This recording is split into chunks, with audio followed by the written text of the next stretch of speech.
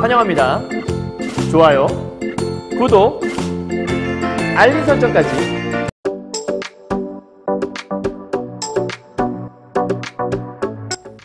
안녕하세요. 경화여고 2학년 학생 여러분, 그리고 전국에서 EBS 올림포스 전국연합학력평가 독서 교재로 이 비문학을 공부하시는 학생 여러분 만나서 반갑습니다. 선생님은 세계 최강 국어쌤 조인수 선생님입니다.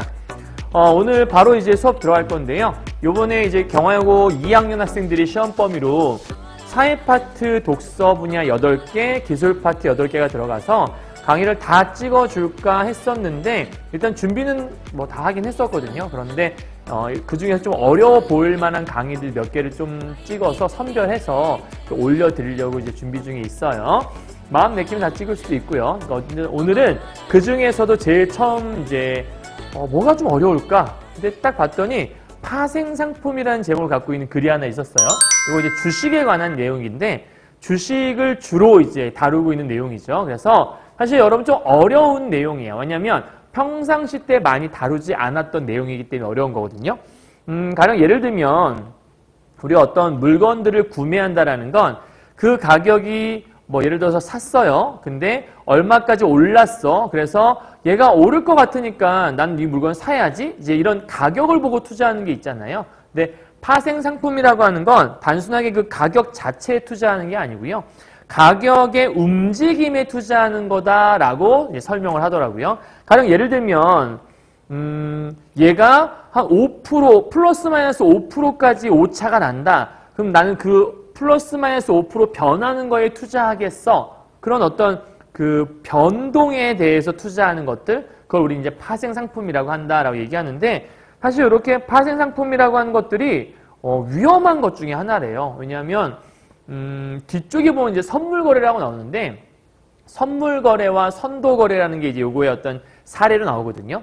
선물거래가 무서운 게 완벽한 금액이 없어도 거래를 시작할 수 있다는 거. 그래서 많은 수익을 벌어들일 수도 있지만 또 많은 손해를 볼 수도 있는 게 이 선물거래의 특징이라고 나오더라고요. 그래서 지금 얘기한 내용들을 본문 통해서 어떤 내용들을 담고 있는지 구체적인 거는 함께 살펴보도록 할게요. 자, 우선 파생상품이란 하고 써있는 거 보니까 정의가 써있는 것 같긴 한데, 문제부터 확인해야겠죠? 34번 윗글에 다른 내용이 아닌 것은, 그럼 다른 내용이 아니라는 건 무슨 내용이죠, 여러분? 기본적으로 본문에 없다는 내용이겠네요. 그러면 5개 중에 하나는 없다는 얘기니까 전망과 종류와 정의와 기능과 등장 배경 중에 뭐가 없는지를 찾아보면 될 것 같고요. 방금 살짝 읽었는데 파생상품이란이라고 얘기했으니까 당연히 정의는 나와 있겠구나. 3번은 바로 지울 수 있겠네요. 문제, 이런 문제들 되게 땡큐한 문제들이죠. 땡큐라고 하나요? 굉장히 좀 감사한 문제들인데, 이 5개를 보다 보면 독서 지문에서 많이 보이는 단어들이 보여요. 그러니까 전망, 뭐 앞으로 어떻게 발전할 것인가? 보통 이런 거는 마지막 부분에 많이 나오죠. 그죠? 그리고 등장 배경은 보통 처음 부분에 나오거나 어떤 파생상품 전에 다른 얘기를 하고 나서 1문단의 마지막 부분에 그래서 이런 것이 등장하게 되었다라고 나온다던가, 뭐 종류 같은 경우에는 어떤 나열을 부분이 있을 거니까 그런 거 찾아보면 쉽게 여러분이 답을 골라낼 수 있을 것 같아요. 아시겠죠? 자, 그렇다면 이 작품의 포인트는 무엇이 있을까? 포인트는 잡아볼 건데요. 늘 말씀드리고 있는 거, 글을 다 읽고 이 강의를 들으셔야 돼요. 그러니까 혹시라도 강의를 듣기 전에 문제를 안 풀었다. 그럼 일단 먼저 문제를 풀진 못하더라도 읽어라도 보셔야 돼요. 왜냐면 읽고 무슨 말인지 모르겠어. 그런 다음에 들어야 돼요. 그래야 여러분 이게 의미가 있지, 아무것도 모르는 상태에서 그냥 들어요.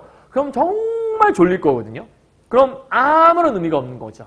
그러니까 일단 읽으면서 내가 이해를 잘 하고 있는지, 내가 이해를 잘 했는지, 내가 모르는 거는 요런 의미였구나, 깨달은 점까지 함께 파악했나라는 것들을 잘 잡으시면 좋을 것 같습니다.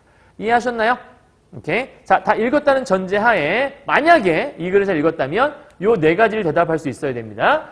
파생상품의 정의와 종류와 특징이 이 안에 들어있거든요. 그리고 선도와 선물의 차이점도 들어있어요. 어떤 차이점인지 설명할 수 있어야 되고, 반대거래, 증거금, 일일정산이란 건 무엇인가, 그리고 주식의 선물거래 관련해서 손익계산법엔 어떤 것이 있는가.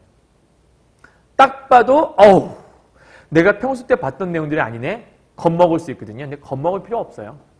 그냥 좋은 배경식 하나 익힌다라는 흥미진진한 마음 갖고 덤비시면 크게 어렵지 않습니다. 전 선생님 따라오시면 될 것 같아요. 자, 가보죠. 파생상품이란 1문단이니까 단락번호 붙이셔야 돼요. 1, 2, 3, 4 아마 5문단까지 있을 거예요. 파생상품이란 그러면 파생상품에 뭐가 써있다? 정의가 써있다.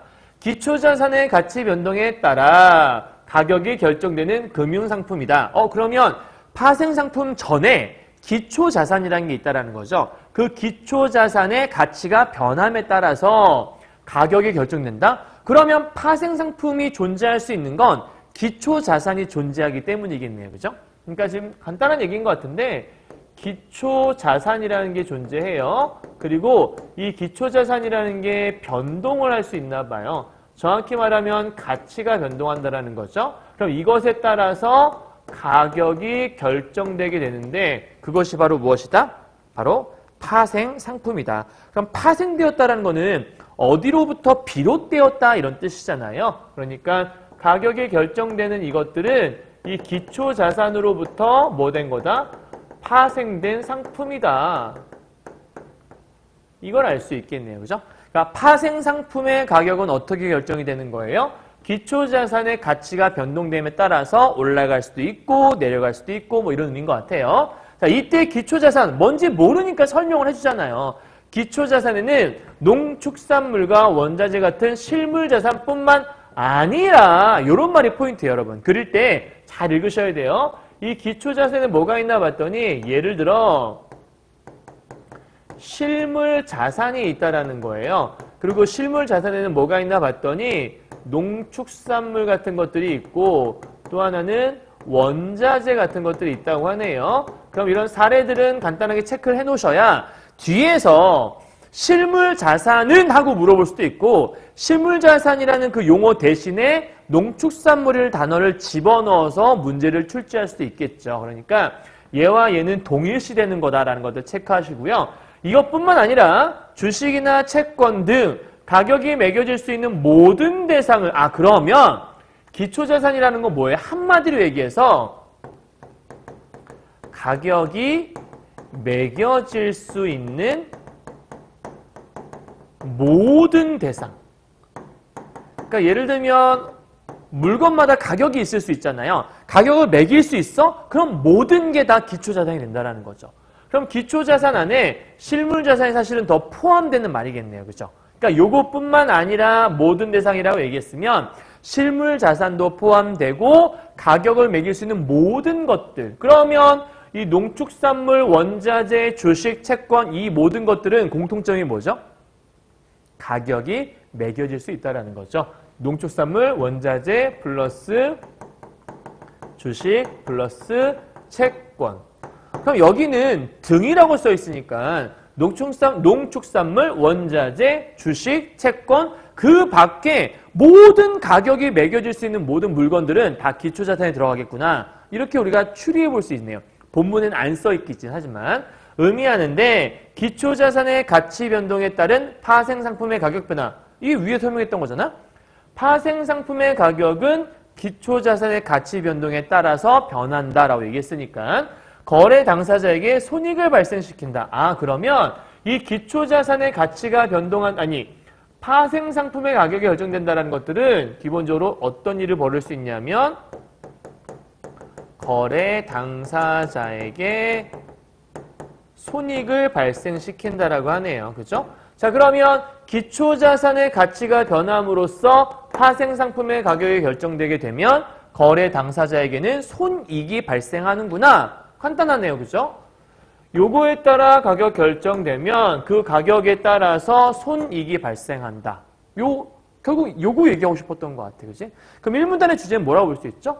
파생상품에 정의가 써 있고 이것의 종류에 무엇이 있는가?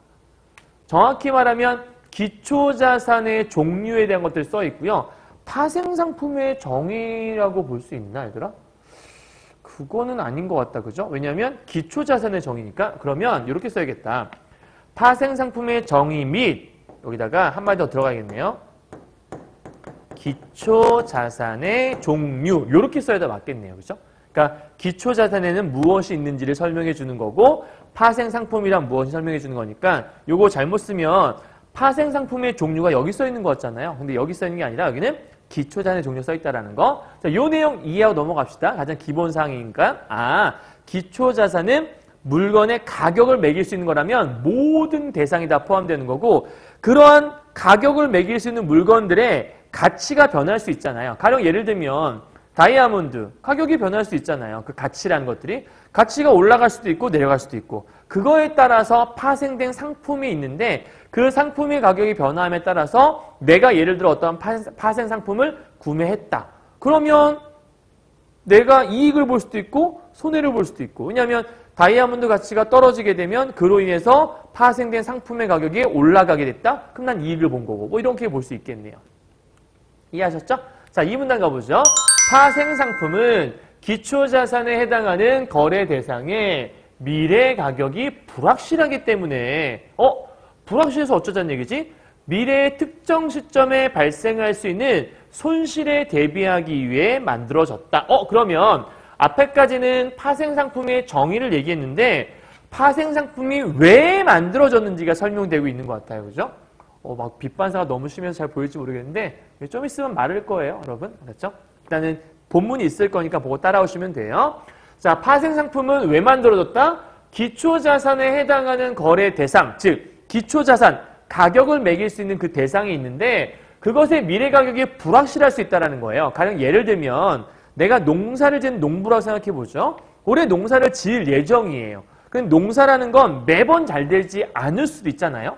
그러면 나중에 농사가 망할 수도 있으니까 그럼 그때 가서 거래를 하면 아주 싼 값에 거래를 해야 될 수도 있잖아. 그렇지 않겠어요? 내가 벼를 재배했어. 사람들에게 이제 쌀을 공급하기 위해서 벼를 열심히 재배했는데 올해 농사가 잘 안 됐어. 그래서 벼가 상태가 별로 좋지가 않아. 그러면 내가 평소에 100만 원에 팔았는데 이제 50밖에 못 받고 팔 수도 있는 거잖아. 그러니까 그거를 여기 보니까 미래 가격이 불확실해서 요런 걸로 인해서 손실의 위험에 대비하기 위해 만들어진 게 파생상품이라는 거예요. 그러니까 파생상품은 그 기초자산 있잖아요. 기초자산.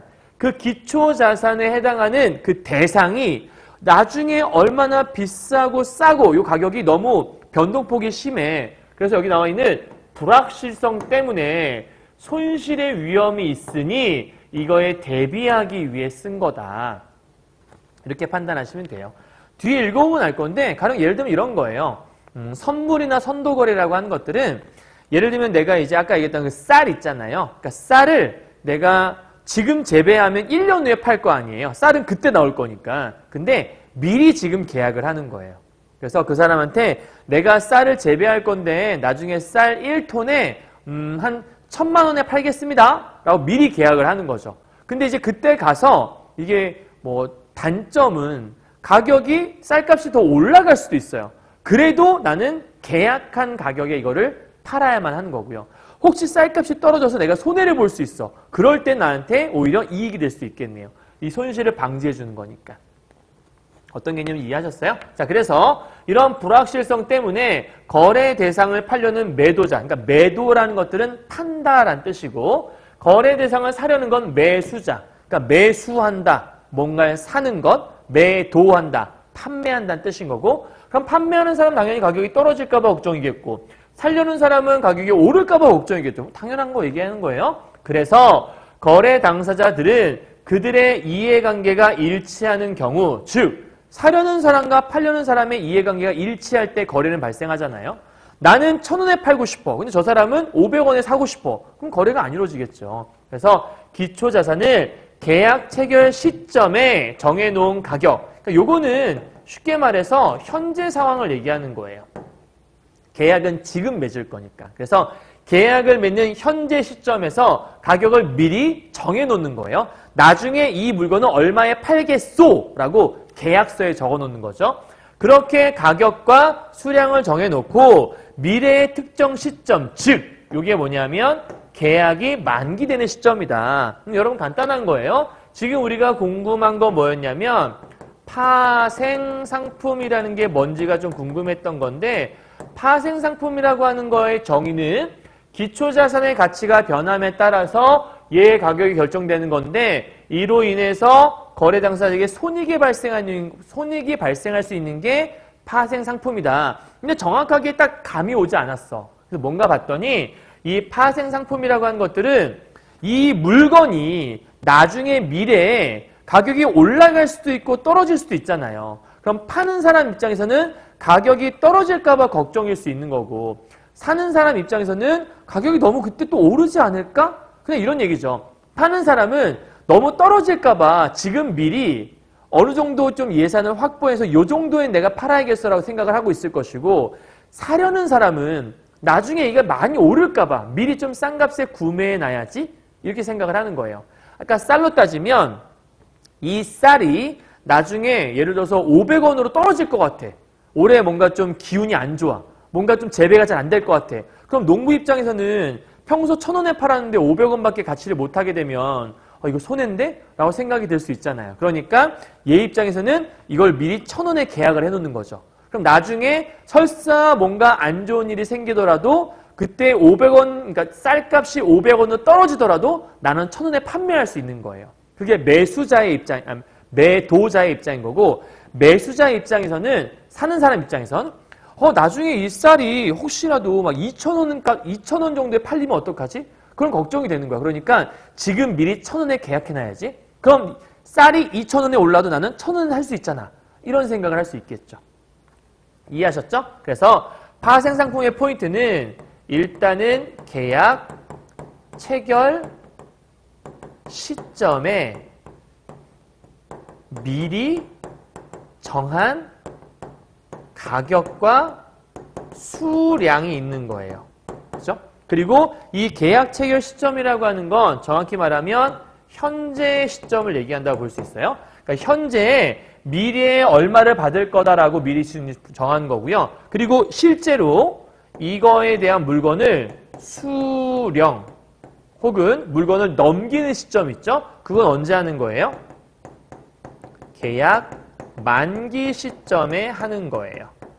그러니까 계약 체결은 예를 들어 1월 달에 계약을 체결했다. 그리고 이 계약은 12월 달에 만기가 된다. 그러면 1월 달에 계약을 미리 하는 거죠. 난 얼마에 팔겠어? 몇 개를 팔겠어? 그러면 12월 달 계약이 만기되는 그 시점에 물건을 수령할 수 있는 거죠. 이 물건을 수령하는 거 우리는 인수한다. 선생님 이름과 똑같네요. 그 다음에 인도한다라고 얘기하는 거예요. 인수는 받는 거고 인도는 넘긴다라는 뜻인 거니까. 그래서 이렇게 하기로 약속하는 계약인데 이건 왜 하는 거야? 미래의 위험에 대비하는 거야. 이게 왜 위험한 건데? 아까 얘기했잖아. 파는 사람 입장에서는 물건값이 떨어질까 봐 걱정이 됐고, 사는 사람 입장에서는 너무 물건값이 과도하게 오를까 봐 미리 싼 값에 좀 구매해 놓으려고 하는 마음이 있겠고. 그럼 이제 이게 약간 먹고 먹히는 싸움인 거죠. 이 사람이, 파는 사람이 이익을 보게 된다면 사는 사람은 그만큼 손해를 볼 수밖에 없는 그런 게임이라고 볼 수 있을 것 같아요. 그죠? 자, 그래서 19세기 중반 이전까지는 선도라는, 넘어가요. 미래를 통해서 미래 위험에 대비하고자 했대요. 이 선도라는 파생 상품이 이러한 계약으로서 기능했다. 그러면 선도의 한 종류가 아니지. 파생 상품의 한 종류가 선도구나. 이걸 알 수 있겠네요. 자, 선도라는 거 뭐니? 정해진 가격으로 계약과 동시에 물품을 인수, 인도하는 현물거래. 그럼 얘들아, 현물거래라는 건 선도랑 다른 거네요. 선도의 개념은 파생상품이라고 했잖아요. 계약은 지금 하지만 물건은 요때 받는 거예요. 그죠? 오케이. 그러니까 돈 언제 주는 거예요? 돈은 요때 주는 거죠. 요때. 그러니까 지금 돈을 주고 하는 게 아니라 요때, 나중에. 오케이. 자, 그럼 이때는 계약만 하는 거니까. 그러니까 미리 정한 가격과 수량을 가지고서 돈은 나중에 요때 지불하고 물건을 받을 수 있는 거니까. 자, 그런데 여기는요. 계약과 동시에 요게 제일 중요한 말인 것 같아요. 현물 거래라고 하는 건 계약과 동시에 물건을 인수, 인도한다. 그럼 선도와 차이점은 뭐죠? 선도는 계약과 인수, 인도 시점이 달라요. 그죠? 이 선도라고 하는 거의 특징은 뭐냐면 계약 시점과 그 다음에 물건을 인수하고 인도하는 이 계약 시점과 인수, 인도 시점이 같지 않아. 그게 선도의 특징이라면 여기 있는 현물 거래는 계약 시점과 인수, 인도하는 시점이 동시에 진행돼. 그러면 동시에 진행되려면 기본적으로 물건값을 다 내줘야 즉석에서 바로 끝낼 수 있겠네요. 그러니까 현물거래라는 거 여러분이 흔히 아는 그런 거래들 생각하면 돼요. 시장에 갔어요. 3,000원짜리 순대를 살 거예요. 그러면 순대를 받았어? 그럼 얼마 줘야 돼요? 3,000원 내야죠. 그죠? 그러니까 제 값을 다 주고 바로 물건을 받아. 이게 현물거래라는 거죠. 계약과 동시에 선생님 무슨 순대 사는 거가 계약이에요. 계약이죠. 내가 이거를 받기로 하고 얼마를 주기로 계약한 거니까. 물론 계약서를 쓰진 않지만 그거와 동일한 얘기를 하는 거죠. 자, 이건 달랐어요. 그래서 선도의 경우 거래 당사자들이 자기가 거래하고자 하는 물품의 가격이나 수량이나 만기 시점 같은 것들에 있어서 이해관계가 일치하는 거래 상대방 찾기가 어려웠다. 그러니까 선도의 특징이 뭐냐면 아까도 얘기했잖아. 나는 미래에 1,000원에 팔고 싶어. 근데 저 사는 사람이 아니 나중에 이게 1,000원에 팔 거라고요? 그때 내 생각에는 1,000원까지 안 하고 한 800원 정도 할 것 같은데 1,000원 너무 비싼 거 아닙니까? 근데 이 사람 입장에서는 에이 무슨 소리 하시는 거예요. 그래도 1,000원 정도는 될 거예요. 그러니까 서로 간의 이해관계가 약간 좀 맞기가 힘들 것 같아. 그치? 그리고 또 하나 만기 이전의 계약을 임의로 파기할 수 이 선도 위험성이 있네. 그러니까 지금 이 선도라는 거의 가장 큰 문제점은 뭐냐면 일단은 이해관계가 일치하는 대상 찾기가 좀 어려워. 그치? 그러니까 이해관계가 일치한 대상이 쉽게 나타날 리가 없잖아. 또 하나의 특징은 뭐냐면 만기가 되기도 이전에 임의로 계약을 뭐 할 수 있어? 임의로 파기할 수 있다는 거. 되게 허무하지 않을까? 그러니까 내가 12월 달에 물건을 받기로 했어. 그때까지 내가 참고 기다리고 있는데 중간에 갑자기 계약을 깨버리는 거야. 나 안 살래요. 땡! 해버리는 거지. 그러면 되게 내가 손해를 볼 수밖에 없는 그런 상황이 될 수밖에 없겠죠. 그죠? 자, 그래서 이러한 불안정성이 늘 존재했대요. 그러면 선도는 완벽한 게 아닌 거예요. 그죠? 그럼 선도가 불안정한 거라면 이거에 대한 대안이 있지 않겠어요? 그럼 자, 이 문단의 포인트는 파생상품에 대한 설명과 선도에 대한 내용이 써 있으니까 파생상품이 등장하게 된 배경 그리고 기능 마지막으로 선도와 어떠한 특징이 있는가 설명하고 있네요. 그죠? 간단히 정리됐죠? 자, 그러면 지금 이 문단에서는 파생상품이라는 게 그 성질이 무엇인지 설명했어요. 그러니까 현물거래라고 하는 거는 우리가 일반적인 물건거래를 얘기하는 건데 현물거래의 특징은 돈을 한 번에 다 지불하고 돈 지불과 동시에 물건을 받는 거라면 즉 계약과 동시에 물건을 받는 거라면 선도라고 하는 것들은 미리 돈을 주고 받는 것이 아니라 계약만 해놓는 거죠. 그리고 물건은 나중에 받는다라는 게 특징이었어요. 그렇지만 선도는 문제점이 있었죠. 뭐가요? 방금 얘기했던 깨질 위험이 있다. 또 하나는 이해관계 찾기가 되게 힘들었다. 그 문제점이 요거겠죠. 그럼 이걸 해결하기 위해라고 했으니까 경제활동의 규모가 커지게 된 19세기 중반부터 선물, 자 그럼 이제부터 뭘 정리할 거냐면 선물의 특징에 대해서 정리를 할 거예요. 자, 얘는 왜 따로 정리하냐? 얘가 제일 중요한 것 같으니까요. 자, 선물이라는 개념은 뭘 해결하기 위해 등장한 거예요? 첫 번째, 선도의 문제점을 해결하기 위해서 등장하게 된 거예요. 그죠? 자, 선물의 등장 배경이라는 거죠. 자, 선물은 기초자산을 계약 체결 시점에 정해놓은 가격과 수량으로 계약 만기 시점, 우리 아까 배웠던 거네. 체결 시점과 만기 시점이 똑같지 않아요. 그죠? 그러니까 미리 체결하고 나중에 만기 시점 때 거래한다. 그러니까 실질적인 인수 인도는 언제 나타나는 거예요? 만기 시점에 나타난다는 거죠. 그러니까 이거는 우리 앞에서 얘기했던 선도와 똑같은 거잖아. 그러면 두 번째 특징은 뭐냐면 선도와 마찬가지로 간단하게만 쓰죠. 계약은 미리, 인수와 인도는 나중에 이런 특징이 있다는 거죠. 참고로 여기서 계약은 미리 하고 인수와 인도는 나중에 한다는 것들은 뭐의 특징이죠? 파생상품의 특징이었죠. 그죠? 기억하고요. 자, 하지만 공인된 거래소에서 거래가 이루어진다는 점에서는 차이가 있다. 그러면 얘의 특징은 뭐예요? 공인된 거래소가 존재한다는 게 특징이야. 그러면 공인된 거래소가 있다는 점에서 차이점이 있다고 얘기했으니까 여기서 알 수 있는 정보, 숨은 정보 하나는 선도는 뭐가 없어요? 거래소가 없구나라는 걸 알 수 있겠죠.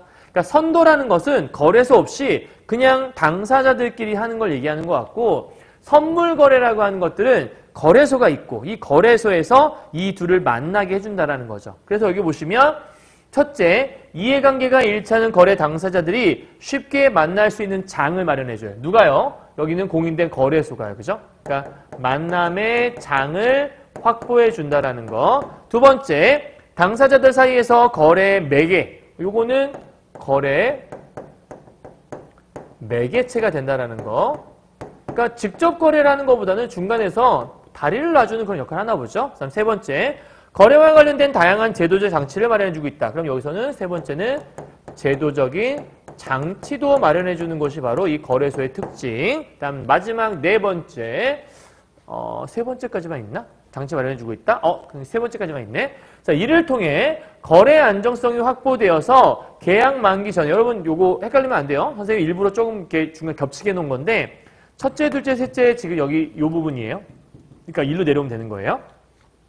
확보되어 계약 만기 전에 이루어지는 선물 거래로 차익을 얻고자 하는 사람들의 거래가 활발하게 이루어지게 되었다. 그러니까 지금 거래 안정성이 확보됐다라는 게 뭐의 특징이냐? 가장 중요한 이 네 번째 선물 거래의 특징인 거죠. 거래 안정성이 확보되었다. 자, 왜냐면 아까 선도 거래라는 거의 가장 큰 문제점이 뭐였지? 거래를 했는데 중간에 깨질까봐 좀 두려웠잖아. 그 불안정성이 있었잖아요. 그러니까 그 불안정성을 해결할 수 있었던 게 바로 이 선물 거래다라고 설명을 하고 있는 거죠. 자, 그래서 밑에 보게 되면 그 결과 선물은 미래의 위험에 대비하는 수단이자 현재 이익 창출. 그러면 얘는 다섯 번째 특징인데 미래의 위험에도 대비할 수 있고 플러스 현재의 이익 창출에도 이익을 창출하는 데에도 도움이 된다. 그러니까 지금 현재 이익을 창출해 주는 거니까 나중에 내가 위험성, 그 위험성이라고 하는 거는 돈을 잃을 위험성이잖아. 그럼 현재 이익을 창출했으면 미래의 돈을 잃더라도 그 위험에 미리 대비할 수 있는 거니까 맞는 말이라고 볼 수 있겠네요. 그럼 3문단의 주제는요. 선물의 특징은 무엇이고 거래소가 어떤 역할을 하는지를 설명하고 있겠네요. 되셨어요? 자, 여기까지만 간단하게 정리하면 이런 거죠. 파생상품이란 기초자산으로부터 기초자산의 가치 변동에 따라 파생상품의 가격이 결정되는데 이로 인해서 손익이 발생하더라. 그런데 파생상품이라고 하는 것은 아까 이 문단에서 무슨 얘기했냐면 뭔가 좀 불안정한 요소가 있다. 왜? 기초자산이라는 것들이 가격의 변함에 따라서 이 파생상품의 가격이 변동될 수 있는 거니까 가격이란 건 늘 변동되기 마련이잖아. 그러니 기초자산이 막 좋을 때도 있지만 안 좋을 때도 있을 거니까 그게 너무 불안한 거죠. 나중에 이 물건값이 떨어지면 어떡하지? 이런 걱정이 있었으니까 요거를 대비하고자 계약은 미리 하고 나중에 거래를 하는 약간 선계약 후 인수 인도 제도.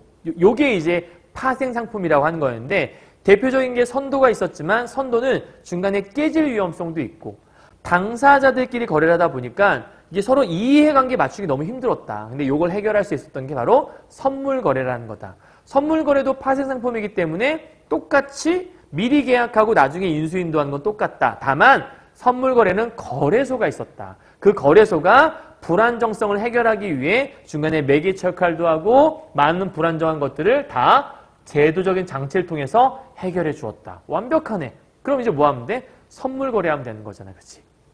이해했어? 여기까지? 4문단 가볼게요. 자, 선물거래의 안정성을 확보하기 위해서 우리가 제일 불안했던 거잖아. 거래할 때 불안정해서 이 안정성을 확보하려고 만들었던 게 선물거래잖아. 그죠? 그러니까 선도거래의 불안정성은 뭐였지? 쉽게 계약이 깨질 수 있다는 거였잖아. 선물거래는 그것들을 해결할 수 있었던 거니까. 그럼 이런 선물거래의 안정성을 확보하려면 방금 거래소에서 제도적인 장치를 마련했다고 그랬으니까 그 대표적인 장치가 무엇이 있을까를 물어보는 거예요. 자, 뭐가 있냐 봤더니 반대거래, 여기다가 번호 1번 붙여볼게요. 자, 첫 번째 반대거래라는 게 있고요. 그럼 지금부터 뭐 할 거냐면 우리 선물의 특징은 정리를 다 했고 이 선물 거래의 안정성을 위한, 그러니까 선물 거래의 안정성을 위한 제도적인 장치를 알아보자고 하는 거죠. 첫 번째 1번이에요. 이번엔 반대거래 이야기네요. 자, 반대거래라는 게 뭐나 봤더니, 자, 증거금, 다음에 이르정선도 있대요. 반대거래는 계약 만기 시점 이전에, 그러면 계약 체결하고 만기될 때까지, 쉽게 말하면 1월에 계약을 체결했어. 12월에 만기가 될 거야. 근데 그 중간에 거래 당사자들이 원할 경우 언제든지 선물을 거래할 수 있다. 여러분, 선물이라고 하는 건 서로 간에 계약을 맺은 그 상품이잖아요. 그 상품을 거래할 수 있다는 거예요. 이때 이 거래라고 하는 거는 제3자와 거래하는 모습을 얘기하는 거예요. 이를 통해 선물 거래 당사자는 바뀌지만, 선물 거래 당사자가 예를 들어 A와 B가 거래를 했어. 그런데 이 B라는 애가 A한테 물건을 받기로 해놓고, 나는 이거 좀 그런데 C한테 이 권리를 팔아야겠다. 그래서 이 B가 C한테 권리를 팔 수도 있는 거죠. 혹은 A가 C한테 권리를 팔 수도 있는 거예요. 이해하셨나요? 자, 이렇게 해서 당사자가 바뀔 수 있어. 하지만 정해진 가격과 수량의 기초자산을 만기 시점에 인수, 인도하는 계약 자체는 유지될 수 있기 때문에 안정적이다. 여전히 안정적이네? 왜? 안정적인 것들을 위한 장치였으니까. 그러면 이 반대거래라는 게 무엇이냐 봤더니 계약 만기 전에 선물을 뭐 할 수 있는 거? 거래할 수 있는 제도라고 볼 수 있고, 이때의 특징은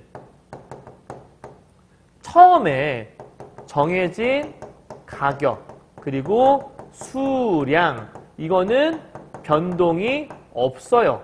그러니까 뭐 그런 거 있잖아. 내가 중간에서 물건을 구매를 했다. 그런데 사람이 불안한 건 분명히 저거는 A와 B 사이의 계약인데 C가 이 계약을 이어받았어. 근데 혹시 또 딴소리 하는 거 아니야? 이럴 수 있잖아. 근데 계약서에 이미 명시가 되어 있기 때문에 A와 B의 거래는 A와 C의 거래로 바뀐다 하더라도 계약은 그대로 간다라는 거죠. 그래서 계약이 그대로 갈 수 있기 때문에 무슨 성이 있다고 얘기하는 거야? 이것 때문에 안정성이 있다라고 설명하는 거죠. 우리는 안정성을 위한 장치라고 얘기했으니까. 다음 두 번째요. 증거금이라는 제도가 있대요. 2번이에요.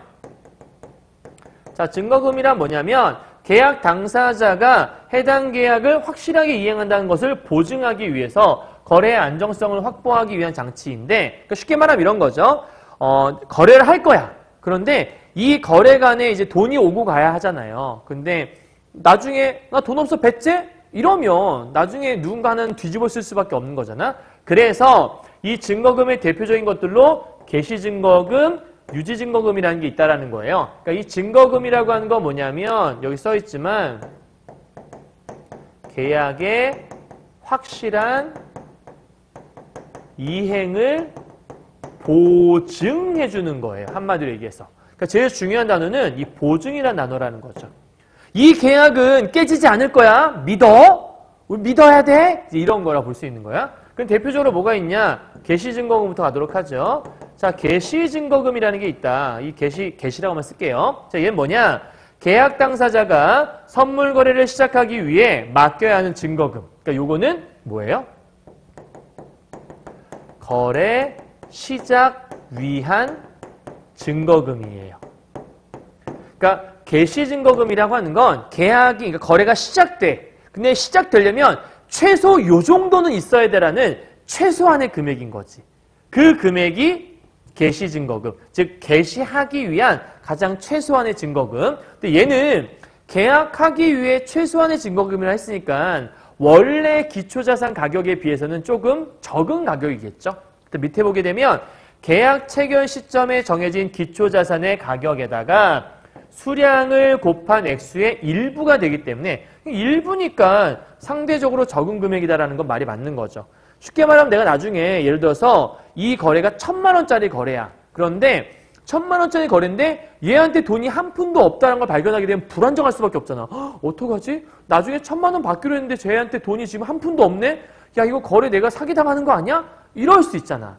그러니까 야, 증거금 내놔. 증거금 내놔. 라고 중간 거래소에서 이거를 정리를 해주는 거죠. 그래서 최소한 이 거래가 유지되려면 나중에 1,000만 원이잖아? 그러면 예를 들어 500만 원은 넣어놔. 이 500만 원이 있으면 최소한 거래가 깨졌을 때 그거에 대한 약간 보증금 형식은 될 수 있으니까 약간 이렇게 생각하면 될 것 같아요. 그러니까 최소한의 거래 시작을 위한 장치라고 보시면 되는 거고요.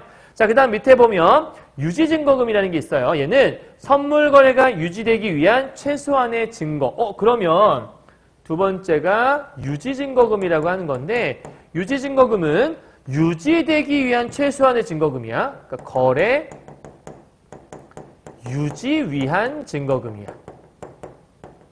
그럼 차이점은 여러분 뭔지 알겠죠? 개시라고 했으니 시작을 위한 증거금, 여기는 유지를 위한 증거금. 간단하게 이런 거겠죠? 적어도 계약 시작하려면 500원 내야 돼 이런 거고요. 그 다음에 유지라는 건 500에서 사실은 이 선물 거래라는 게 가격은 늘 변동될 수 있잖아요. 예를 들면 뭐 쌀값이 오늘은 막 500만 원이었다가 뭐 국제적으로 뭐 쌀값 파동이 있어갖고 막 200까지 떨어졌다가 이럴 수가 있잖아. 그러니까 가격이 막 변동될 수 있으니까 이제 그거에 따라서 이 증거금이라는 것들도 사실은 까일 수 있거든요. 맡겨놓은 증거금들이. 그래서 이 증거금들이 막 까이게 되면 손해를 보게 되면 예를 들어 개시증거금이 500이었어. 그런데 까이다 보니까 증거금이 이렇게 까여서 400, 300 이렇게 될 수 있잖아요. 그래서 증거금 맡겨놓은 것들이 이제 200밖에 안 남았다. 그럼 그 200까지 정도는 그래도 계약을 유지할 수 있어라고 하는 최소한의 또 금액인 거지. 얘는 유지를 위한 금액인 거고 얘는 시작을 위한 금액이다 정도만 이해하시면 될 것 같아요. 자, 그래서 선물 거래가 유지되기 위한 최소한의 증거금을 넘어가요. 의미한다. 일일정산이라고 하는 거는 뭐냐? 자, 일일정산이라는 세 번째 개념인 것 같아. 자, 우리가 지금 보고 있는 게 뭔지는 알아야 돼요. 전부 다 안정성을 위한 거죠. 마지막 세 번째, 일일정산. 반대거래라고 하는 거는 중간에 계약이 변했어. 그럼에도 불구하고 왜 안정적이야? 처음 맺은 계약은 그대로 유지가 되는 거니까. 그래서 설사 거래 당사자가 바뀌었더라도 떨지 마라고 얘기하는 게 위에 있던 반대거래. 증거금이라고 하는 것들은 이 거래를 시작하려면 최소한의 얼마 정도는 있어야 돼 라고 하는 게 시작, 개시증거금. 그리고 그 개시증거금이 까이다가 최소한 그래도 요 정도는 유지해줘야 이 계약이 계속 갈 수 있다는 걸 보여줄 수 있다. 다 증거금이 바닥이 났어. 그러면 계약자 입장에서는 얘 거지인데 계약할 수 있는 거야? 거래가 가능한 거야? 불안할 수 있으니까 그 최소한의 유지증거금이라는 게 있다는 거죠. 다음 마지막 세 번째가 일일정산이에요. 얘는 선물 거래가 유지되는 동안 날마다 당일의 거래 마감 시점의 가격으로 그러면 당일의 거래 마감 시점의 가격으로 선물 거래 당사자의 손익을 계산할 수 있다는 거예요. 그러니까 이게 지금 포인트가 뭐냐면 매일매일 거래가 마감되는 시점이 있을 거 아니에요. 쉽게 말하면 오후 5시에 장이 마감된다라고 생각해봐요. 그러면 그 시점의 가격으로 당사자의 손익을 계산하는 거야. 예를 들면 처음에 500 정도의 이제 계약을 했어. 그런데 갑자기 쌀값이 많이 떨어져 버린 거야. 그러면 내가 그만큼 나중에 손해를 보고 이거 살 수밖에 없는 거잖아. 나는 500에 사기로 했는데 가격대 이렇게 떨어져 버렸으니까. 그러니까 그만큼을 내가 중간중간 정산을 받는 거죠. 근데 어디서 받는 거냐면 맡겨놓은 증거금에서 차감하거나 혹은 뭔가 가격이 더 올랐어. 그러면 내가 나중에 손해볼 수 있으니까 너 돈 더 내놔 라고 얘기할 수 있는 거잖아. 그러니까 이 돈을 맡겼던 사람에게 좀 더 돈을 뜯어낼 수도 있고 아니면 그 증거금에서 이게 차감할 수도 있다는 거. 포인트는 일일정산이라고 하는 것들은 손익을 계산하는 거예요. 언제요? 당일 마감 시점에. 그러니까 당일 마감 시점에 손익을 계산해서 중간중간 뭐 하는 거냐면 증거금에서 차감을 하거나 가산을 하는 부분이다. 이렇게 생각하시면 될 것 같아요. 자, 이를 통해 거래 당사자들은 매일매일의 손익을 따져볼 수 있어. 그러니까 불안하지 않을 수 있는 거지. 왜냐하면 아주 먼 미래를 놓고 하면 중간에 또 어떻게 변할지 어떻게 알아. 그런데 매일매일 계산해서 오늘 뭐 얼만큼 손해봤으니까 요만큼 드릴게요. 그러니까 증거금이 맡겨져 있으니까 거기서 빼서 요만큼 내가 손해본 것들 메꿔드릴 테니까 계약 불안하지 마세요. 계약은 계속 유지해도 괜찮아요. 이런 식으로 이렇게 조금씩 주는 거죠. 이해하셨나요? 그러니까 미리 땡겨받는다 생각하시면 될 것 같아요. 자, 그런데 일일정산의 결과 특정 거래자의 증거금 계좌 잔고가 유지증거금이 뭐였죠? 최소한의 유지를 위한 증거금이었잖아. 근데 요거 이하로 떨어져게 돼. 그러면 이제 계약이 파기될 수밖에 없는 거잖아. 그러면 계약을 깨기 싫다면 계약의 이행 가능성을 회복하기 위해서 증거금 계좌 잔고가 개시 증거금, 이게 제일 중요해요, 여러분. 그러니까 지금 뭐냐면 일일정산의 포인트는 유지 증거금 이하로 떨어졌어. 그러면 이렇게 생각할 수 있잖아. 아, 어쨌든 그러면 내가 최소한 유지 증거금 이상만 채워놓으면 되는 거죠? 그러니까 내가 처음에 개시한 건 500으로 시작을 했는데 이게 유지 증거금 200이었다. 그러면 200 이하로 또 100이 돼버렸어. 그러면 그럼 제가 100만 더 채워서 최소한 200 정도까지만 내가 유지할게요. 라고 얘기할 수 있잖아. 근데 그게 아니라는 거야. 왜? 여기 써 있잖아. 개시 증거금. 그러니까 처음에 계약을 시작했던 그 시점에 거기까지 올려줘야 그래도 이거는 안정성이 있어라고 얘기하는 거야. 그러니까 최소한의 금액이 만약에 유지 증거금 이상이 되도록 해버리면 계속해서 최저에만 걸려있는 거니까 사람 마음은 너무 불안할 수밖에 없는 거지. 따라서 잘 써야 돼요. 일일정산이라는 거의 포인트는 뭐냐면 그렇게 증거금에서 차감 가산하다가 유지 증거금 이하로 떨어지게 되면 어떤 일을 벌여? 개시 증거금 이상 되도록 뭐해? 추가 납부를 요구하게 돼 있어. 그러니까 추가 납부는 유지 증거금 이상만 내면 돼요 라고 하는 게 아니라 처음 개시했던 개시 증거금까지 내라고 얘기하는 거야. 아까 얘기했어. 요만큼에 있는 500부터 개시를 시작을 했다. 그리고 최소한 200 정도까지는 그러니까 요 사이에 있으면 계약은 계속 유지가 되는 거예요. 그런데 요게 너무 심하게 떨어져서 여기까지 떨어져 버린 거죠. 100까지. 그러면 이제 그 증거금을 맡긴 사람 입장에서는 500이 100까지 떨어졌으니까 내가 그럼 한 100만 더 채워서 한 200선만 유지해주면 되지 않아? 이렇게 얘기할 수 있겠는데 사실은 요 선에 간당간당하게 유지되고 있으면 또 언제 떨어질지 모르잖아. 그럼 불안정성을 유발할 수밖에 없거든. 그러니까 애당초 처음 시작했던 요 500까지 요만큼 올려서 여기 이상 될 수 있도록 만들어놔 라고 요구한다라는 거야. 그렇게 추가 납부를 요구하는 걸 뭐라고 하는 거냐면 마진콜이라 한다라는 거죠. 요 제도가 마진콜이라고 하는 거다. 그럼 마진콜이라고 하는 것들은 뭐죠? 결국은 이 거래가 더 안정성 있게 될 수 있도록 개시 납부, 개시 증거금 이상 내라고 독촉하는 제도. 이해했어요? 자, 그리고 이 마진콜을 받은 당사자의 일일정산. 일일정산은 매일매일 받아서 손익을 계산한다며. 근데 마진콜 충족, 즉 쉽게 말하면 얼마 이상?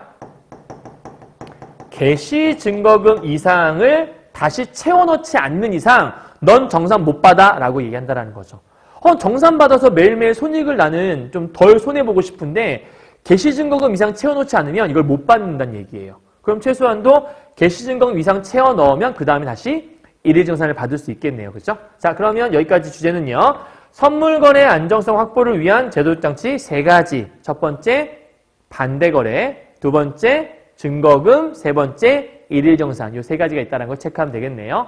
이해하셨죠? 자, 놓치면 안 되는 거 하나. 안정성을 위해서 계속 하고 있는 거예요. 그럼 이제 궁금한 건, 이 선물거래라는 것들이 어떻게 계산되는 거지? 그게 또 궁금할 수 있거든. 그래서 마지막 4문단에서 이렇게 주식을 기초자산으로 하는 선물거래를 통해서 만기 시점과 반대거래 시점에 손익계산은 어떻게 하는 걸까를 실제로 보여주는 거죠. 이렇게 경제지문 나오게 되면 계산 문제가 꼭 나와요. 그래서 여러분이 이 계산 문제를 많이 버거워하는데 그냥 요 안에 있는 공식 그대로 적용해서 문제를 풀어내면 돼요. 하나도 어렵지 않은데 그냥 평소에 나한테 익숙하지 않은 영역이니까 어려워 보이는 것 뿐이에요. 쫄지 마시고 여기 있는 것만 적어가면서 문제를 풀어봅시다. 자, 가죠. 반대거래 시점과 만기 시점에서의 손익계산 방법이니까 2가지야. 하나는 만기 시점 방법과 반대거래 시점 방법이 있겠지. 그럼 먼저 만기 시점에 손익계산 어떻게 하는 건지 먼저 얘기하지 않을까? 자, 현재 시점에서 A가 B에게 특정 기업의 주식을 미래의 특정 시점에 정해진 수량만큼 정해진 가격으로 사겠다는 계약을 체결했어. 즉 A가 뭐 하는 사람이야? 요 A가 매수자가 되는 거고 이 B는 매도자가 되는 거죠. 사는 사람, 파는 사람인 거죠. 그러니까 A가 이런 거지. 지금 1월인데요. 제가 12월쯤에 이 회사 주식을 얼마에 살게요? 라고 A가 얘기했고 B는 오케이. 그럼 저는 그때 얼마 정도에 이 주식을 팔게요? 라고 이제 계약을 한 거예요. 자, 선물 거래 얘기하는 거예요. 지금 현재. 잊지 마요. 포인트는 선물 거래예요. 현금을 거래하는 게 아니고요. 물건을 거래하는 것이 아니라 선물을 거래한다고 그랬어요. 계약은 미리, 물건은 나중에 받는 것. 지금 나에게 물건은 없어요. 잊지 마세요. 자, 이는 곧 A가 B에게 그 계약, 즉 선물을 산 것이다. 그래서 선물 거래라고 하는 거죠. 계약 체결 시점의 선물 가격은 계약 체결 시점은 언제라 그랬죠? 현재 지금 계약을 하고 있잖아요. 그죠? 이 가격은 계약 만기 시에 거래하기로 정한 주제. 뭐 정확히 현재가 아닐 수도 있긴 해요. 근데 일단은 좀 쉽게 이해하면 현재라고 볼 수 있는 거니까. 그러면 선물 가격 계산하는 법이니까 계약 체결 시점의 선물 가격은 계약 만기 시에 거래하기로 정한 주식 한 주당 가격. 쉽게 말하면 이 주식을 내가 12월 달에 이 주식 하나에 1,000원에 살 거야. 그럼 그 1,000원이라는 게 계약 체결 시점의 가격을 미리 정하겠죠. 그러니까 지금 계약 체결 시점의 선물 가격은 만기 시에 거래할 것들을 뭐 한 거다? 미리 정한 가격이다. 이게 아까 선물 가격의 특징이었잖아. 자, 만약 이 계약이 만기 시점까지, 만기 시점 나와 있네요. 그럼 첫 번째 포인트. 만기 시점까지 갔을 때 손익계산법에 대한 것들을 얘기할 거예요. 그렇죠? 자, 가봅시다. A의 손익은 무엇이냐? 즉, 여기서 A의 손익만 따져보는 거예요.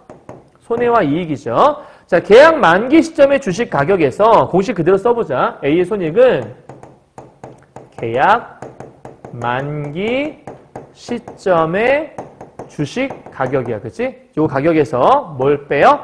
계약 체결 시점의 선물 가격이야. 계약 체결 시점의 선물 가격. 오케이? 자, 여기는 주식의 가격이고요.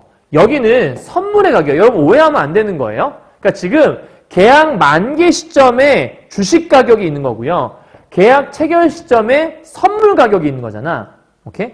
그러니까 주식은 실제 가격일 것이고 선물이라고 하는 건 내가 얼마를 받겠다라고 예상해서 만든 가격이 선물 가격이죠. 이해하셨나요, 여러분? 그러니까 계약 만기 시점에 주식이 얼마가 될지는 몰라요. 그러니까 지금 예를 들어 봅시다. 현재 계약 체결 시점에 현재 주식의 가격이 예를 들어서 1,000원이야. 오케이? 그러니까 지금 현재 주식이 1,000원이야. 근데 나중에 계약 만기 될 때쯤에 요게 한 2,000원까지 되지 않을까라고 내가 예측을 해봤어. 그러면 요 2,000원이라는 게 뭐야? 계약 만기 시점의 주식 가격인 거죠. 오케이? 그리고 요 가격은 2,000원 예상했던 건데 요 가격은 실제로 2,000원이 될 수도 있고 안 될 수도 있겠죠. 그리고 계약 체결 시점의 선물 가격이 바로 요 2,000원이 선물 가격이 될 거예요. 그죠?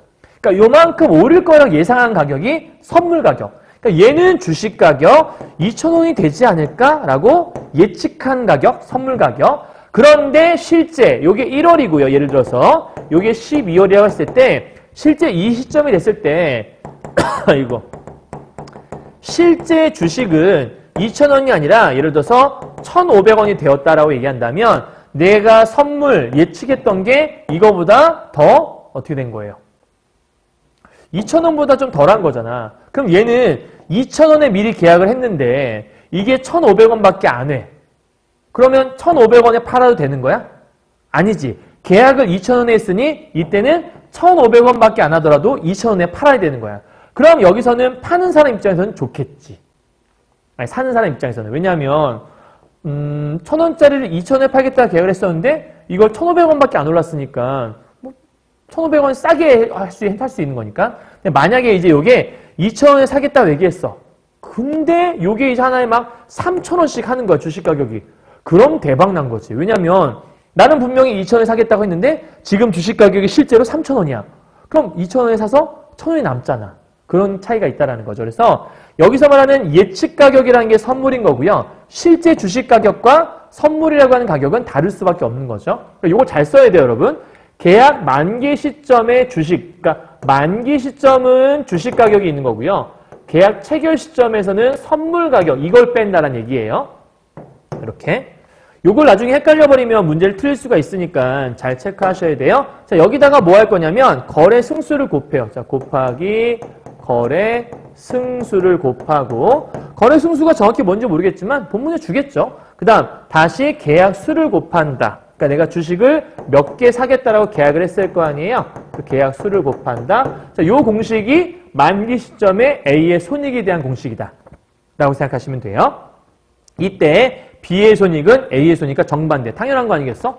둘 사이의 거래를 해. 한 사람이 이익을 보면 한 사람은 손해를 보겠죠. 이게 시소게임이거든요. 한쪽이 이익을 보면 한쪽이 손해를 볼 수밖에 없겠죠. 간단한 얘기잖아요. A가 있고 B가 있어요. 얘가 500원 이익을 봤어? 누구에게 받겠니? 얘한테 이익을 받겠지. 그럼 얘는 당연히 500원 손해받겠죠. 그러니까 서로 간의 손해와 이익이 서로 상충될 수밖에 없는 거겠죠. 이해하셨죠? 자, 이때 만약 계약 만기 시점 이전에 A가 이번엔 C한테 자신이 보유한 선물을 팔아버린 거야. 즉 A가 뭐 한 사람이었어? 매수자, 살려는 사람이었잖아. 그러니까 내가 원래 얼마에 살려고 했었는데 그 살려고 했던 것들 생각해보니까 내가 너무 좀 비싸게 살 것 같기도 하고 돈이 없어. 그러니까 이거를 C한테 넘긴 거야. 그럼 이제 C는 뭐가 됐어?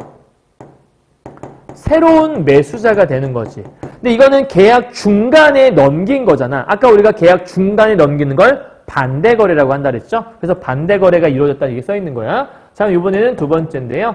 반대거래라고 하는 건 무엇이냐라고 물어보는 거예요. 그죠? 자, 이거는 뭐냐? 넘겨보죠. 반대거래 이루어져서 가정해봤더니 A의 손익, 여전히 지금 현재 A가 C한테 넘겼잖아? 그러면 B와 C의 계약이긴 한데 A도 일단은 어쨌든 중간에 계약을 해지했으니까 A의 손익이 있을 거 아니야? 그래서 A의 손익, 반대 거래를 했을 경우에 이 A의 손익은 얼마냐를 지금 계산하는 것 같아. 이건 어떻게 된 거냐면 A가 B와 계약을 만기까지 유지했을 경우에는 A의 손익 계산 방법, 즉 만기까지 유지한 경우의 손익 계산 방법은 요거잖아요. 그죠? 여기에서 계약 만기 시점의 주식 가격 뭐죠? 요거죠, 요거, 그죠? 계약 만기 시점, 즉 계약이 만기되는 즉 12월, 아까 우리가 1월과 12월 예로 들었으니까 12월에 주식 가격이 있을 거야. 실제 주식 가격. 그러니까 12월 달이 되었을 때 진짜 형성된 시장 가격이 있겠죠? 그 가격을 반대 거래가 이루어진 시점의 선물 가격으로, 즉 여기는 요거 있잖아. 요거를 바꾸는 거예요. 요거를 반대 거래 시점에 여러분 잘 봐야 돼요. 선물 가격으로 바꾸는 거예요. 자, 뭐로 바꾼다고요? 선물 가격이요. 그러니까 반대 거래 시점의 주식 가격이 아니고 반대 거래 시점의 선물 가격으로 바꾸는 거예요. 오케이? 그러니까 여기는 계약 만기 시점의 주식이었는데 이제는 반대 거래 시점의 선물 가격으로 바꿨다라는 거죠. 그럼 이제 공식이 어떻게 바뀌는 거야? 반대 거래 시의 공식은 반대 거래 시점 선물 가격 빼기 계약 체결 시점의 선물 가격. 그럼 이 반대 거래라는 건 누가 한 거지? A와 C 사이에 한 걸 얘기하는 거고 계약 체결은 누구랑 한 거지? A랑 B 사이에 이렇게 한 거라고 볼 수 있겠죠. 그러니까 요것만 요거로 바뀌는 건데 주의할 건 주식이 아니라 선물로 바뀌었다? 요것만 잘 이해하시면 되는 거예요. 이해하셨죠? 자, 이거 까먹지 마요. 자, 그런 상태에서 B의, 여기 보게 되면, B의 손익은 A의 손익과 정반대. 그러니까 방금 얘기했던 A의 손익 똑같은 거야. 또 시소게임이니까. 한편 앞에서 언급한 반대 거래가 발생을 했어. 그 얘기는 A가 C에게 넘겼다는 얘기죠. 그럼 그 시점에서 A는 선물 계약에 따른 만기 시점의 주식 거래와 관련된 B에 대한 의무를, 자, B에 대한 의무가 뭐죠? 사겠다는 의무죠. 요거는 매수의 의무예요. 그죠? 물건을 사야 된다는 의무를 C에게 넘기게 돼요. 그러면 선물 계약의 만기 시점이 되면, 즉 선물 계약의 만기는 아까 12월이 되겠네요. 그때가 되면 이 C는 계약에서 정한 대로, 즉 A와 B가 처음에 맺었던 그 계약 그대로 특정 기업의 주식을 정해진 가격과 수량으로 B에게 사면 된다라는 거죠. 그러니까 이제 B가 중간에 야, 나는 A랑 계약했던 거지 C 너랑 계약했던 게 아니니까 내가 그때는 1,000원에 팔기로 했었는데 지금 마음이 바뀌었어. 2,000원에 사. 이렇게 얘기할 수 없다라는 거야. 왜? 반대 거래의 특징은 아까 안정성이 있는 거였잖아. 어떤 안정성이지? 중간에 사람이 바뀌어도 처음 정한 가격과 수량은 그대로 유지가 돼서 C는 A에게 넘겨받긴 했지만 B한테 원래 계약서에 있는 그대로 전달받을 수 있다는 거죠. 어쨌든 A는 중간에 털고 나간 거니까 털고 나가면서 그 나름대로 A의 손익이 있을 거고요. 그 A의 손익은 고스란히 처음 B와 맺었던 계약이니까 B는 A가 이익을 봤다면 B는 그만큼 손해를 봤을 것이고 그 다음에 이제 남은 것들 가지고 또 B와 C의 손익을 계산한다 볼 수 있겠네요. 자, 정리하면 이렇게 되겠네. 주식을 기초자산으로 하는 선물거래의 손익계산법에 대해 정리하고 있다. 자, 이 공식을 까먹으면 안 돼요. 잊지 마세요. 알았죠? 좀 이따 문제 풀 때 쓸 거니까. 자, 그러면 우리 다 했으니까 여러분 다 했잖아요? 그럼 선생님과 함께 항상 함께 할 때 뭐 하죠? 정리하잖아요. 그죠? 정리를 하고 넘어가도록 할게요. 여러분도 한번 해봐요. 자, 현물거래, 선도, 선물의 차이점이 뭐냐? 이게 일단 첫 번째 포인트죠. 그러면 현물거래란 뭐지? 계약과 동시에 물품을 인수하고 인도하는 제도. 그러니까 포인트는 뭐냐면 현물거래는 계약을 했어? 동시에 돈을 다 줘야 돼. 그죠? 돈을 나중에 주는 게 아니에요.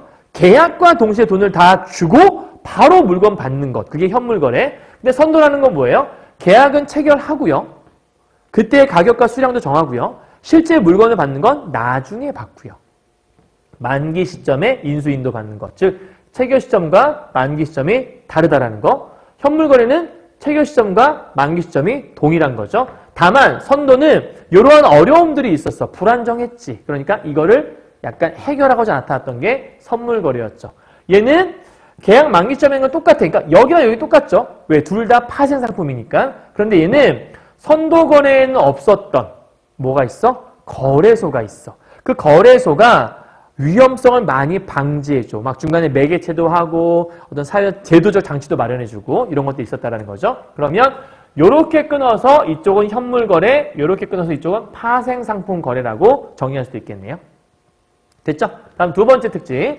선물거래의 안정성 확보를 위한 장치가 세 가지가 있었어요. 이게 정말 중요했죠. 반대거래, 증거금, 일회정산. 자, 반대거래는 뭐였죠? 만기 시점 이전에 거래 당사자인 A와 B가 거래를 했는데 이 중에 A가 C한테 이 거래를 넘겨버리는 거죠. 중간에. 그런 걸 얘기하는 거고 만기 시점에 인수 인도하는 건 A와 B가 처음 맺었던 계약 그대로 유지되기 때문에 계약 자체를 B 마음대로 바꾸게 되는 것이 없어져서 불안정성을 해소할 수 있다는 거. 아까 얘기했어요. A와 B가 계약했는데 A가 C한테 넘겼다고 하더라도 처음에 A와 B가 계약 맺었던 그것은 변함이 없을 것이다. 그러니까 C한테 B가 강짜를 부리거나 내가 맺었던 건 A지 네가 아니니까 넌 무조건 비싸게 사! 이렇게 할 수 없다는 거. 다음 증거금이라고 하는 건 확실한 계약을 이행하기 위한 보증금 제도다. 근데 두 가지가 있는데 첫 번째는 개시를 위한 일단 기본적인 금액, 그걸 개시증거금. 그리고 그것보다 좀 낮은 금액이긴 한데 최소한 여기까지는. 그러면 개시증거금에서 유지증거금 그 사이에 돈이 있어야지만 거래가 유지될 수 있는 거겠죠. 그러다가 유지증거금보다 밑으로 떨어지게 돼. 그럼 이제 계약이 깨질 수 있으니까 그럴 때는 어떻게 한다고? 야, 돈 더 내. 돈 더 내라고 콜, 마진 콜을 보내는 거죠. 그러면 유지증거금 이상만큼만 채우면 된다? 아니, 더 올라가서 개시증거금까지 채워야 된다. 이해했죠? 다음 세 번째, 일의정산. 매일매일 손익을 정산한다. 그래서 오랜 세월 동안 묵혀두게 되면 어떻게 변할지 모르니까 불안정할 수 있지만 얘는 중간중간 정산을 해서 손익을 계산하는 거니까 거기에서 보는 손해는 증거금에서 빼서 가져가게 되고 가산되는 것들은 증거금에다가 돈을 더하게 되는 거니까 증거금은 그런 역할을 하게 된다. 그런데 유지증거금 이하로 떨어지게 되면 아까 얘기했던 마진콜, 요게 일회정산이 있다라는 거. 그러니까 얘랑 이제 연결되는 거라고 보시면 되는 거겠죠. 이해하셨죠? 여기까지요? 오케이. 자, 그럼 이제 우리 문제 풀면서 정리해 보도록 하죠. 파생 상품이 앞으로 어떻게 될 것 같아? 이런 전망이 있었어요? 요건 안 보였다, 그치? 종류는 뭐가 있어요? 선도와 선물. 정의는 뭐가 있었죠? 일문단에 있었죠. 기능은 뭐가 있죠? 파생 상품이라고 하는 것들은 앞에서 처음에 얘기했었잖아. 기초자산에 해당하는 거래 대상의 미래 가격이 불확실해서 위험을 대비할 수 있는 기능이 있다. 곧 기능과 등장 배경이 같이 간다고 볼 수 있겠네요. 그러니까 답은 1번이 될 수밖에 없는 거예요. 이해하셨죠? 자, 35번 문제요. 선도와 선물의 차이점. 선도와 선물은 모두 기초자산의 가치 변동에 따라 손익 결정되는 이게 파생상품의 정의잖아. 맞는 말이겠네. 2번. 선도는 선물과 달리 계약 체결했어. 만기 이전의 계약을 임의로 파기할 수 있어. 그게 선도의 특징이었잖아. 맞네요. 니은과 달리니까. 기억은 니은과 달리 계약 체결 시점에 정해놓은 가격과 수량으로 미래의 특정 시점에 자산을 이게 파생상품의 특징이잖아. 근데 파생상품에는 선도와 선물 둘 다 들어가는 거잖아. 아까 선물 얘기할 때 선물 역시도 체결 시점에 정해놓은 가격으로 입대하는 거니까 동일한 점이 있다라고 얘기했잖아. 그럼 뭐가 틀렸어? 니은과 틀리가 틀렸네요. 니은과 달리란 말이 그죠? 답은 3번이 될 수밖에 없죠. 자, 니은은 선물은 선도와 달리 안정성 확보. 선물은 안정성이었죠. 오케이, 5번. 선물은 선도와 달리 이해관계에 일치하는 거래 당사자들의 매개자 역할을 하는 거래소가 있다. 거래소가 있는 건 선물의 특징이었죠. 해결됐네요. 그러니까 지금 문제 되게 쉽게 풀리죠. 본문만 잘 이해하면 쉽게 풀리는 거예요. 넘어가 보죠. 36번 문제. 요게 이제 여러분 좀 그래프 문제라 좀 어려워 보이긴 하는데 전혀 어렵지 않습니다. 자, 보십시오. 계약 체결 시점이에요. 이때가 이제 처음 계약을 맺은 거죠. 얼마에 하겠다 이런 것 같아요. 자, 그런데 여기 보니까 증거금 계좌 잔고가 있고 개시 증거금이야. 여기는 유지 증거금이야. 잘 안 보일까봐 좀 크게 써드려요. 그러면 여기부터 일단 여기 부분 있죠? S0라고 되어 있는데 S0이라고 되어 있고 여기가 지금 S1이에요. 그리고 여기가 S2가 되어 있고 S3가 되어 있어. 잘 안 보일까봐 일단 여기다 좀 크게 써드렸어요. 자, 그러면 여기 보니까 여기 있는 요 시점, 요 S1의 시점들은 개시증거금에서 유지증거 사이에 있으니까 요 사이는 아직은 계약이 유지될 수 있는 거라 볼 수 있겠고 얘 같은 경우에는 유지증거 밑으로 내려갔잖아. 요거는 계약이 이제 좀 유지되기 힘들겠다. 그죠? 그러니까 어디까지 올려야 돼? 여기까지 올려줘야 돼. 그러니까 이게 수직 상승하는 이유는 뭐겠어? 요만큼의 금액을 채워야 된다는 거죠. 왜? 다시 계약이 유지될 수 있도록 만드는 거니까. 정확히 얘기하면 일일 정산을 받으려면 여기까지 채워놔야 된다고 아까 얘기했었어. 그지? 자, 그러면 지금 T0라고 하는 것들이 있어요. 요게 S1에 해당하는 부분인 거고 요게 그러니까 S0, S1, 그다음에 S2가 T2, S3가 T3 이렇게 보면 되는 거예요. 자, 그럼 계약 체결 언제 했어요? 요때 계약이 처음 시작됐어. 그럼 시작되는 시점에 요 금액 갖고 시작한 거잖아. 그래서 개시증거금이라고 하는 거죠. 1번. T0에서는 S1이 개시증거금에 해당하는 금액이므로 선물 거래의 시작이 가능하겠다. 개시증거금은 그 계약이 시작될 수 있는 최소한의 금액이었으니까 맞는 말이겠죠. 그죠? 그다음 2번이요. T0에서 T1 이렇게 될 때 지금 증거금이 까였네. 왜 까였을까? S0가 S1으로 이렇게 하락한 것은 일일정산에 의해 손해를 본 만큼 증거금에서 차감. 아까 얘기했잖아. 손해본 만큼 증거금에서 깐다고 얘기했잖아. 그러니까 지금 요만큼에 요만큼으로 가격이 요만큼 까인 거예요. 그죠? 요만큼은 지금 이제 까여서 지불하게 된 거죠. 그럼 맞는 말이라고 볼 수 있겠네요. 다음 3번이요. T1에서는 S1이 유지증거금에 해당하는 금액보다 크기 때문에 즉 얘보다 높이 있잖아요. 선물 거래 유지가 가능하다. 가능하죠. 왜? 유지증거금은 최소한의 금액이었으니까. 그죠? 그거 기억하셔야 돼요. 여러분 주의할 게 하나 있는데 반대거래 이루지 않았다는 조건 하나 잘 보셔야 돼요. 다음 네 번째요. T2는 여기네요. 유지증거금에 해당하는 금액에서 S2를 뺀 만큼 그러면 S2 유지증거금인가 여기잖아. 여기서 S2? 그러니까 요만큼만 추가로 입금하라는 마진콜. 우리 아까 마진콜이 뭐였지 얘들아? 마진콜은 개시증거금까지 채워라였지. 그러면 마진콜이 되면 여기에서 어디까지 채워야 돼? 여기까지 채워야 돼. 이만큼을 채우는 게 마진콜이지. 근데 얘 뭐라 그랬어? 요만큼만 채우면 되는 거 아니야 라고 얘기했잖아. 요런 게 이제 여러분 함정인 거죠. 최소한의 유지만 좀 넘어가면 되는 거 아니야? 그럴 수 있을 것 같아. 논리적으로는 약간 좀 이성적으로 이해할 수 있을 것 같은데 본문에서 뭐라 그랬어요? 유지증거금이 아니라 개시증거금 이상까지 올려야 된다고 얘기했으니까 답은 4번이 될 수밖에 없네요. 자, 5번이요. T2의 S2보다 높아진 금액인 S3. 예. 개시증거금에 해당하는 금액이기 때문에 일일정산 가능. 아까 채우지 않으면 일일정산 안 돼요라고 얘기했으니까 그 반대 의미는 채우면 가능해요라는 의미겠네요. 그렇죠? 맞는 말이겠네요. 자, 37번 문제입니다. 선물 거래에서 발생할 수 있는 레버리지 효과라는 게 있대요. 선물 거래에서 레버리지 효과? 새로운 말이네. 자, 레버리지 효과는 뭐냐면 개시증거금만으로 거래를 시작할 수 있다. 그러니까 이런 거죠. 예를 들면 나중에 거래했을 때 총 거래 금액이 한 2천만 원이 될 수 있어. 그런데 이 거래가 시작될 때는 그거보다 돈이 좀 적어도 개시할 수 있는 증거금이라는 게 있었잖아. 가령 예를 들면 500 정도만 있어도 계약을 체결할 수가 있다는 거야.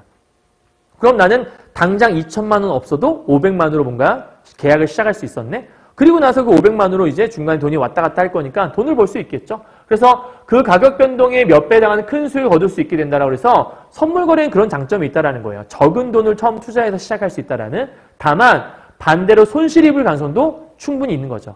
모든 거는 작용이 있으면 반작용이 있는 거거든요. 그런 걸 얘기하는 거예요. 자, 그러면 1번부터 정해진 가격으로 계약 이전에 물품을 인수 인도하는 현물 거래가 이루어지면 레버리지 효과. 여러분, 레버리지 효과는 왜 생기는 거죠? 선물 거래 생기는 거죠. 그런데 현물 거래가 이루어지면 레버리지 효과? 말도 안 되는 거지. 왜? 레버리지 효과는 선물 거래에서 발생한다니까? 현물이 아니라 땡. 그죠? 적절한 거 오르는 거예요. 2번. 레버리지 효과가 발생하면 만기 시점 이전에 기초자산을 거래할 수 있게 되었어요. 얘들아, 기초자산을 거래하는 거야? 레버리지 효과는 선물을 거래하는 거야. 그러니까 말이 얼핏 보면 맞는 거 아닌가? 라고 오해할 수 있는데 선물 거래와 기초자산 거래는 다른 거지. 기초자산을 거래할 수 있는 게 아니라 만기 시점 이전에 선물을 거래할 수 있다. 이게 포인트겠죠. 자, 3번 가죠. 개시증거금은 계약 체결 시점에 정해진 기초자산의 아주 액수의 일부이기 때문에 레버리지 효과. 레버리지 효과가 뭐였어? 적은 금액인 일부로 시작해서 이익을 볼 수 있다는 거잖아. 그러니까 답은 3번이 될 수밖에 없겠다. 됐죠? 여기까지? 4번과 5번 여러분 읽어보시면 될 것 같아요. 자, 이제 38번 마지막 문제인데, 이게 이제 계산 문제라고 볼 수 있는 거죠. 자, 보시면 여러분, 잘 보세요. 어렵지 않은데, 이게 그냥 어려운 것처럼 써 있어서 그런 거예요. 여러분 잘 보세요. 일단 표가 보일 거예요. 표를 잘 보시면 주식 가격이 있고 선물 가격이 있어. 그러니까 너희가 계산을 할 때 주식 가격에다가 선물 가격을 넣는다든가 선물 가격을 넣어야 되는데 주식 가격을 넣는다 이러면 나중에 문제가 틀려버리는 거니까 그런 걸 잘 체크하시면 돼요. 자, 첫 번째 갑은 땡땡겨의 주식을 한 주당 15만 원의 가격으로 요만큼의 가격으로 6월 8일에 을에게 사겠다고. 그러니까 요때 요게 뭐예요? 요때 사겠다고 했으니까 요게 계약 만기 시점이 되겠다. 그죠? 그러니까 계약 만기 시점은 요때라고 볼 수 있는 거고요. 그 다음에 5월 10일 날 체결했으니까 여기가 계약을 체결한 시점이라고 볼 수 있을 것 같아요. 자, 계약 체결 시점은 요때고 계약 만기 시점은 요때예요. 근데 몇 개 했어요? 5개 계약. 요게 우리 아까 얘기했던 요 계약 수를 얘기하는 거겠네요. 계약 수. 그런데 5월 30일 요때 갑은 지금 현재 갑과 을의 계약이었어. 그런데 갑이 보유한 선물을 병에게 팔았어. 요때 뭐가 생겼어? 반대 거래가 생긴 거야. 그치? 이걸 한다. 그리고 이 6월 8일까지 반대 거래가 추가로 없었어. 그러니까 중간에 또 되파는 일은 없었다라는 거죠. 그거 없이 잘 유지가 되었다라고 했어요. 자, 거래 승수 10주라고 미리 여기다 정보를 줬네요. 자, 그러면 미리 계산을 좀 한번 해볼까요? 현재 지금 만약에 만기 시점의 손익을 계산하는 것들을 생각해 본다면 A와 B 사이의 거래를 우리가 생각해 볼 수 있을 것 같아. 만약에 별다른 문제 없이 잘 했다면 만기 시점을 좀 계산해 보도록 하죠. 만기 시점. 계약 만기 시점의 주식이 얼마죠? 계약 만기 시점의 주식. 요거네요. 7, 그죠? 그러니까 지금 7에서 빼요. 계약 체결 시점은 언제죠? 여기잖아요. 요때의 무슨 가격?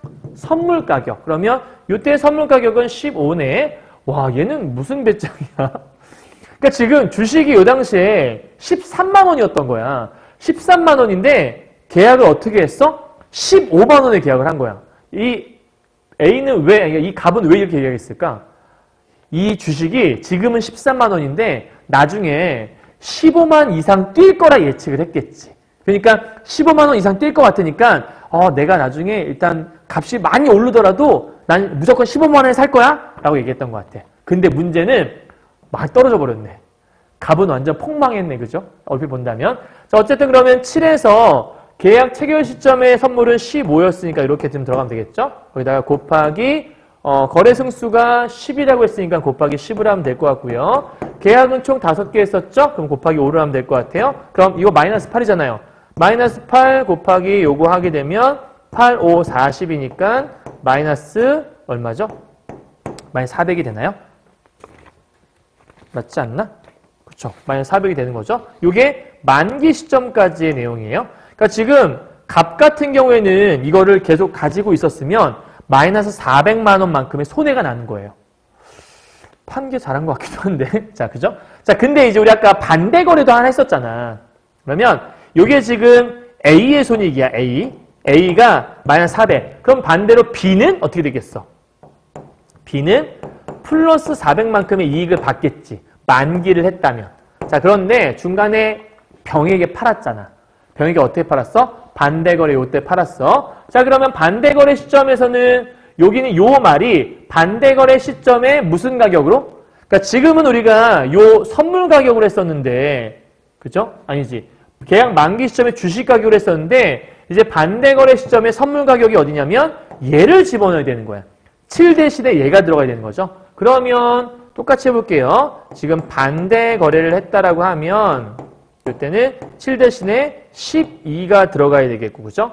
12. 반대 거래 시점의 선물 가격이야. 그러니까 지금 12 정도로 낮춰서 계약을 한 거고요. 그러니까 아마 병 같은 경우에는 에이, 이게 지금 주식이 막 이렇게 떨어지고 있는데 15에 계약하는 건 너무한 것 같은데 그냥 12 정도에 좀 하시죠.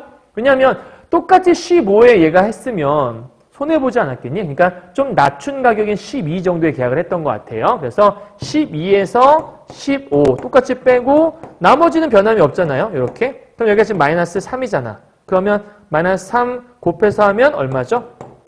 마이너스 150만큼의 손해. 자, 주의할 게 있어요. 요거는 병의 손해가 아니에요. 누구예요? 갑의 손해예요. 갑. 그러니까 갑이 만약에 만기까지 가지고 있었으면 400만 원만큼의 손해가 나는 건데 중간에 반대 거래를 해서 150만 손해보고 끝난 거지.